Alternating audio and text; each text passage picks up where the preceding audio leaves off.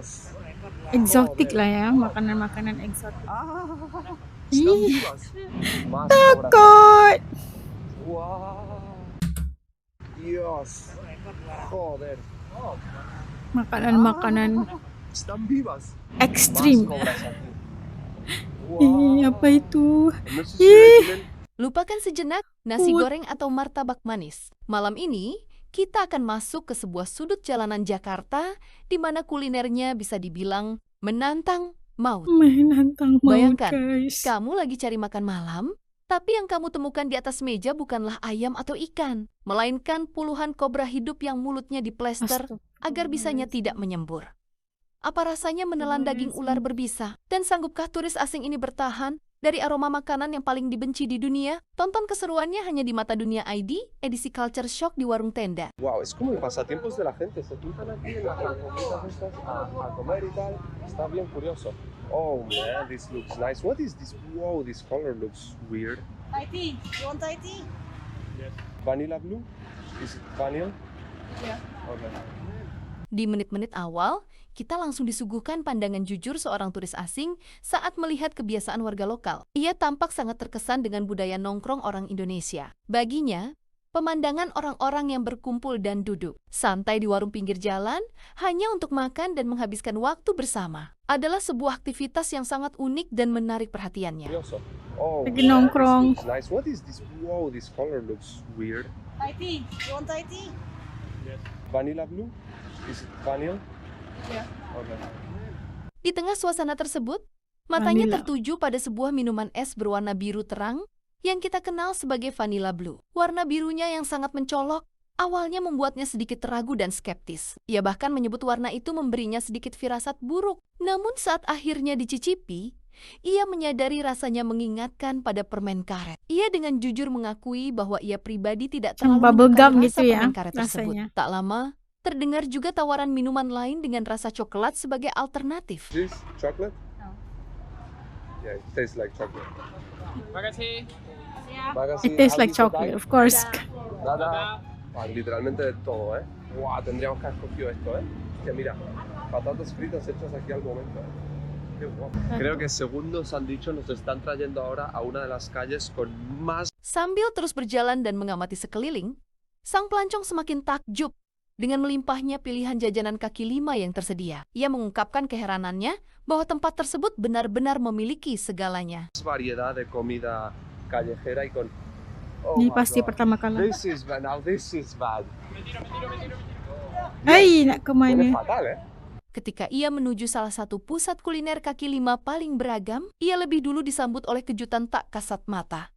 Aroma menyengat dari genangan air dan selokan di sekitarnya. Dengan jujur, Pasti ia baunya menyeletuk kurang bahwa senang ya. itu adalah air paling bau yang pernah ia cium selama di Oh. Jakarta. Menariknya, aroma tajam itu tidak menghentikan langkahnya. Rasa penasarannya sebagai petualang jauh lebih besar. Ia menatap kamera dan membangun antisipasi penontonnya, menyatakan bahwa mereka sedang menuju sebuah tempat yang menyajikan makanan jalanan paling aneh yang pernah ia lihat seumur hidupnya. Dios.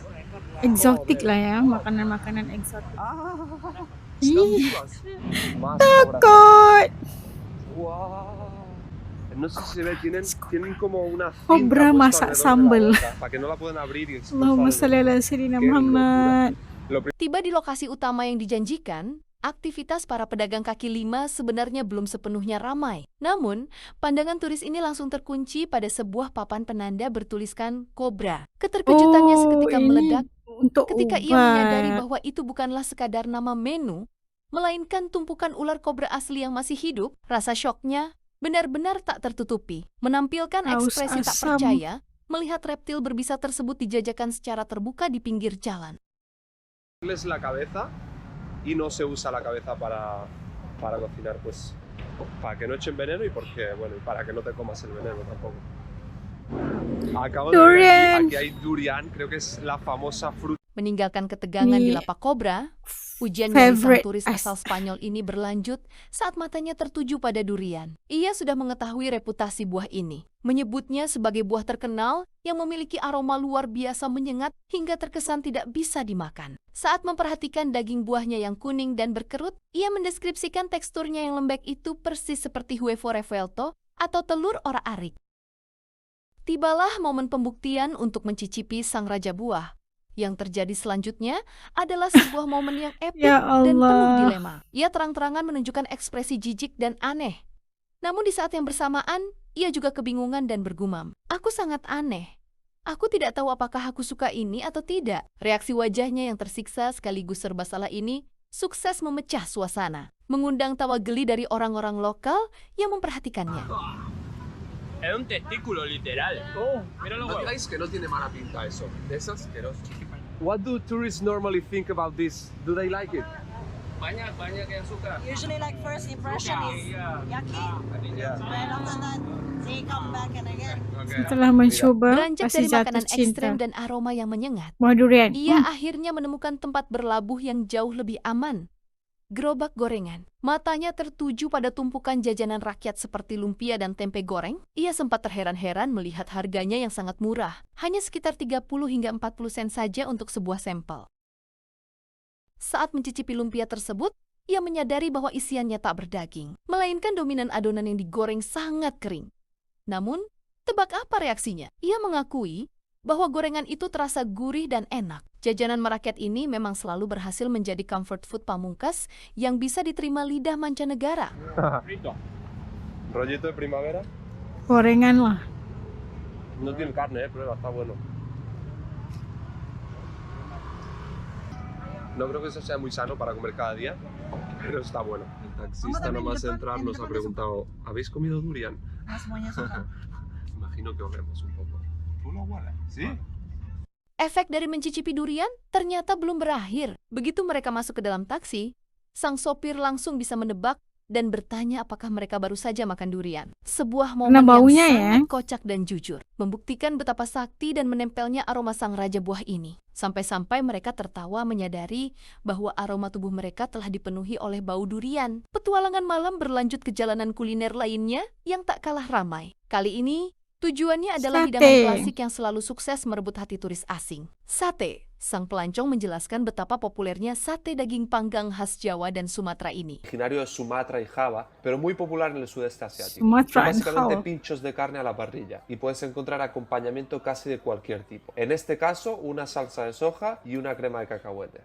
Nah, itu dia petualangan malam yang seru dan tak tertebak. Melihat reaksi jujur pelancong mancanegara menghadapi keras dan uniknya jajanan kita. Nah itu tadi kita dapat saksikan bagaimana reaksi jujur seorang turis Spain yang buat vlog ya, lagi nge-vlog di Indonesia bertemu dengan kuliner ekstrim Indonesia gitu kan.